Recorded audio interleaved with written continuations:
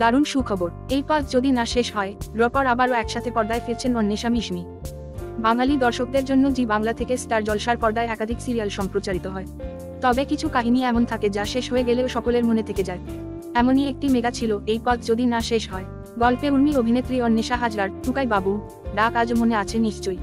তাছাড়া ভিলেন রিমি পুরি মিশমির কুর্নি চরিত্রের অভিনয়ও প্রশংসিত হয়েছিল ব্যাপকভাবে। সম্প্রতি অন্বেষা মিশমি ফ্যানদের জন্য দারুণ সুখবর মিলেছে।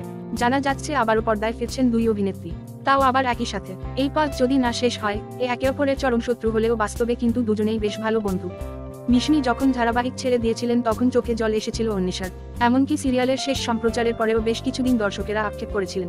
সোশ্যাল মিডিয়াতে নানা পোস্টে উর্মি টুকাইবাবুর গল্প মিস করার কথা জানিয়েছিলেন। তবে দুজনের আবারও পর্দায় ফেরার খবর প্রকাশ্যে আসতেই খুশি হয়ে গিয়েছেন নেটিজেনরাও।